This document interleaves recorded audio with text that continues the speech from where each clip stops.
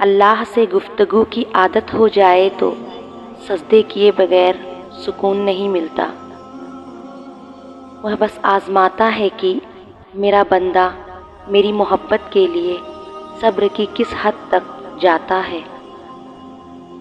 کسی کی راہ میں ناحق مشکلات پیدا کرنے سے پہلے سوچ لے کہ آپ اس کی تو صرف دنیا خراب کر رہے ہیں، لیکن اپنی آخرت تباہ کر رہے ہیں۔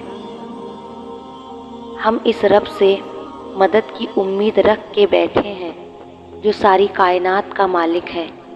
بے شک وہ کسی کو مایوس نہیں کرتا۔ جینے کے لیے اتنی بہادری لازم ہے کہ تمہارے دل میں اللہ کے سوا کسی کا خوف نہ ہو۔ جانتے ہو یقین کیا ہے؟ جب انسان بری طرح ہار جائے اور پھر دل سے آواز آئے، کوئی بات نہیں، اللہ پاک ہے نا۔ بہت انمول ہے وہ لوگ جن سے محبت کی جائے اور وہ اس محبت کا رخ اللہ تعالیٰ کی طرف موڑ دے۔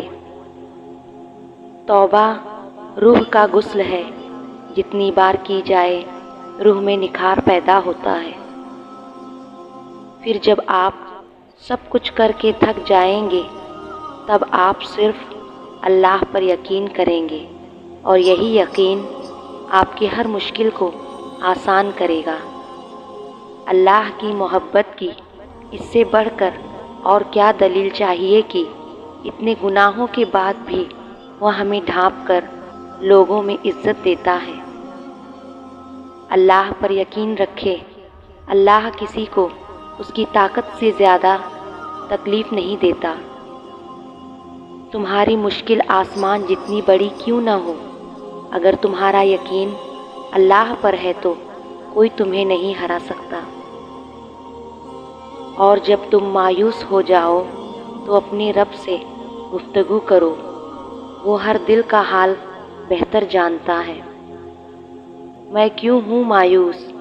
میرے پاس تو وہ خدا ہے جس کے اشارے پہ پہاڑ پگھل سکتا ہے اور موم پتھر بن سکتا ہے۔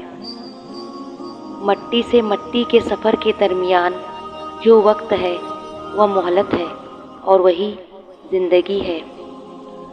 زندگی میں ہر پریشانی کا صرف ایک ہی حل ہے، اللہ سے بات کرے، اللہ سے مانگے، اللہ پہ چھوڑ دے، اللہ پہ بھروسہ کرے، اللہ سے پھر کہیں اور کہتے رہیں۔ رب فرماتا ہے، سب کو چھوڑ کر اندھا اعتبار کر لو مجھ پر، یقین کرو میں اپنے وعدوں کا بڑا سچا ہوں۔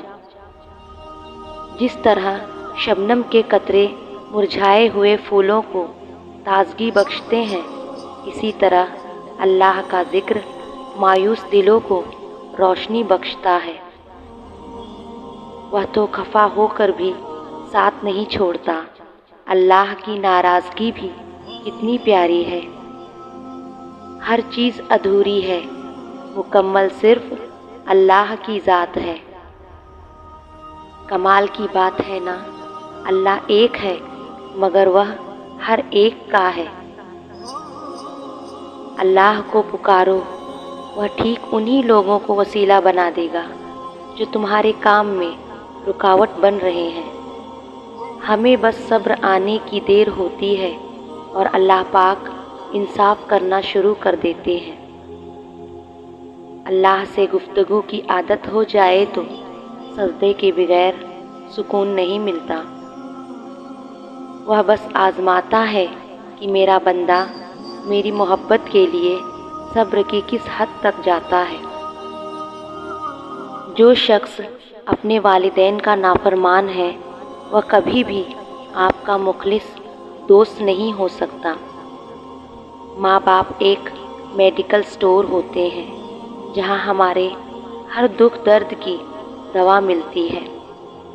سب سے برا وقت وہ ہے جب ہمارے غصے اور ناراضگی کے خوف سے والدین اپنی ضرورت اور نصیحت بیان کرنا چھوڑ دیں۔ جب ماں اپنی اولاد کے لیے دعا کرتی ہے تو زمین اور آسمان کے درمیان کے سارے پردے اٹھ جاتے ہیں۔ اور اللہ وہ دعا خود سنتا ہے۔ بے معنی الفاظ کی ادائیگی سے بے معنی خاموشی لاکھ درجے بہتر ہے۔ جب دعاؤں اور کوششوں سے بھی بات نہ بنے تو فیصلہ اللہ پر چھوڑ دو۔ اللہ اپنے بندوں کے بارے میں بہترین فیصلہ کرنے والا ہے۔ جو تیرے نصیب میں ہے وہ تجھے ضرور ملے گا، چاہے وہ 2 پہاڑوں کے نیچے کیوں نہ ہو، اور جو تیرے نصیب میں نہیں ہے تجھے کبھی نہیں ملے گا، چاہے وہ 2 ہونٹوں کے درمیان ہی کیوں نہ ہو۔ الحمدللہ ہر اس چیز پر جو مجھ سے لی گئی اور مجھے بن مانگے دی گئی۔ شکوہ تو بنتا ہی نہیں ہے اس ذات پاک سے جو بہتر کا بدل بھی بہترین دیتا ہے۔ جب وضو کرنا مشکل لگ رہا ہو تو یہ سوچا کرے گناہ دھونے جا رہا ہوں۔ زندگی میں اگر ٹوٹ بھی جاؤ تو ہمت نہ ہارنا، کیونکہ اللہ تعالیٰ آپ کو پہلے سے زیادہ مضبوط کرے گا، اور کبھی بھی اللہ کی رحمت سے مایوس مت ہونا۔ ایک دوسرے کو دعاؤں میں یاد رکھا کرو، ہو سکتا ہے کسی کا بہت بڑا کام تمہاری چھوٹی سی دعا کا محتاج ہو۔ دنیا کے لیے اتنی ہی محنت کرو جتنا یہاں رہنا ہے، اور آخرت کے لیے اتنی محنت کرو جتنا وہاں رہنا ہے۔ رب سے جب کچھ مانگو تو رب کو ہی مانگو، کیونکہ جب رب تمہارا ہے تو سب کچھ تمہارا ہے۔ ایمان اور حیا 2 ایسی چیزیں ہیں جن میں سے ایک چلی جائے تو دوسری خود بخود ختم ہو جاتی ہے۔